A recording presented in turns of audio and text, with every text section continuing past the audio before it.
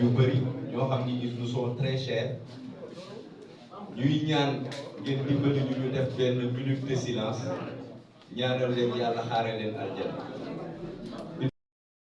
ñu nar ko tërale nii pour l'ouverture le doyen Mamadou Boy coordonnateur de F24 prendra la parole suivi du vice-coordinateur Aliou Sané qui se chargera de la partie Wolof. Ensuite, nous donnerons la parole, vous le comprendrez que dans la période, on a aussi besoin de nos avocats, de nos juristes, de nos leaders juristes. Nous donnerons la parole à Maître Moussa Sarr. Moussa Diop, excusez-moi. Nous aurons M. Cheikh Tidiane Dièye qui prendra aussi la parole. Et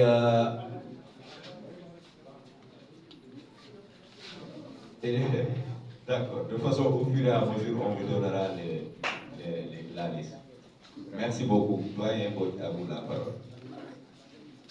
Au nom de F24, nous saluons toute la presse présente ici.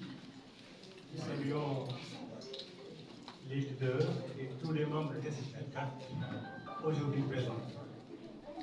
Je vais donc vous lire le texte de la conférence de presse de ce lundi 5 juin 2023. La plateforme F24 s'incline devant la mémoire de ceux qui ont perdu la vue durant ces derniers jours, prie pour le repos de leur âme et présente ses condoléances aux familles éplorées. F24 regrette les scènes de violence inouïes qui sèment le désarroi dans nos universités et dans nos quartiers.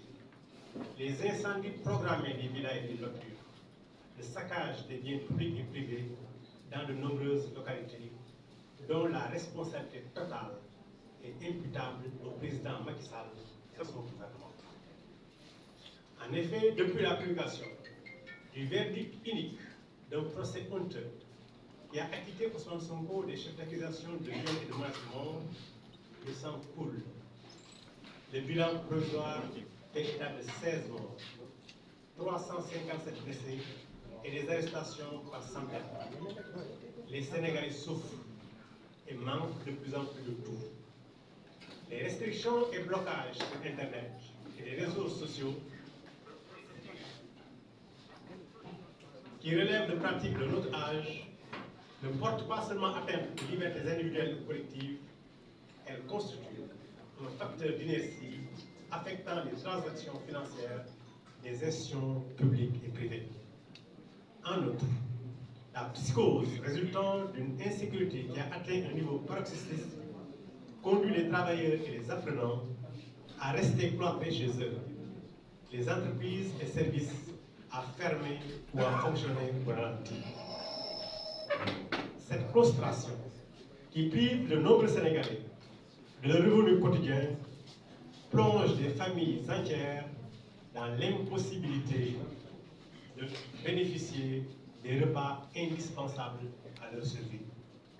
Enfin, l'insécurité et les difficultés de placement ont conduit à une pénurie de gaz, de carburant et même des denrées de première nécessité, accentuant le mal-être de plusieurs citoyens.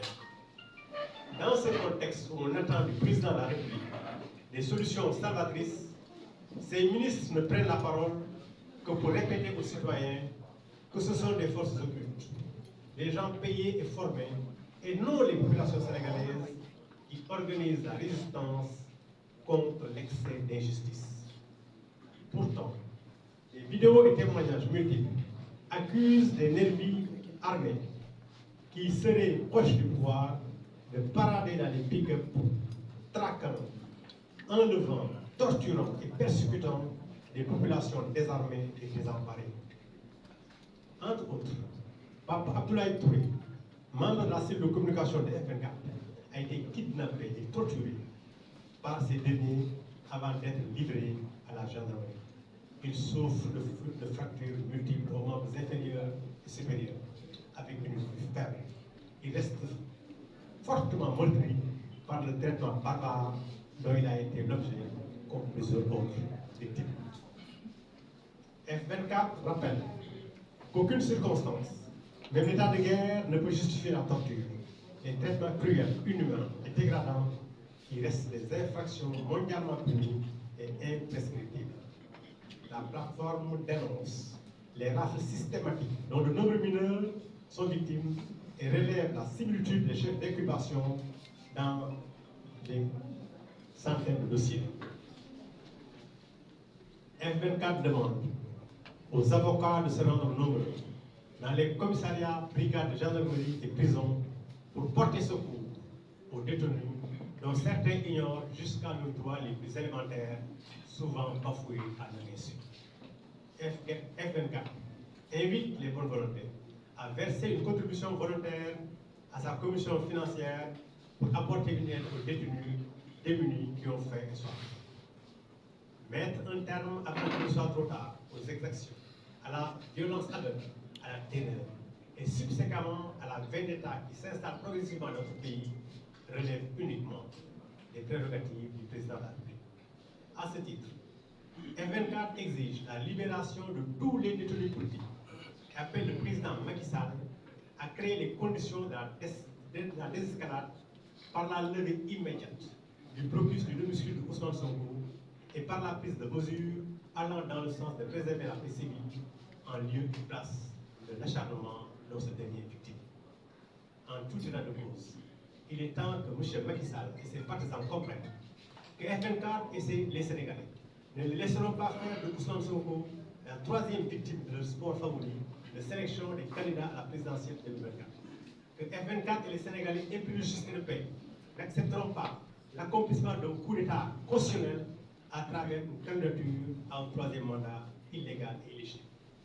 F24 informe l'opinion nationale et internationale de la saisine sans délai de la CPI et de toutes les instances internationales appropriées afin que les nombreux crimes commis depuis 2021 ne restent pas impunis.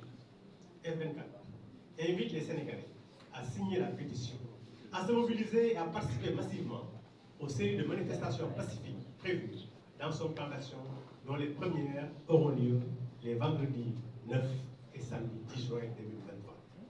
Il s'agira de la part de tous les citoyens, soucieux du triomphe de la vérité, de se mobiliser pour manifester leur engagement pour la paix et la satisfaction des points positifs de la charte de 2022. La paix avant tout, la paix au-dessus de tout, la paix adossée à la vérité surtout. Voilà ce que nous voulons pour aller à la. Je vous remercie.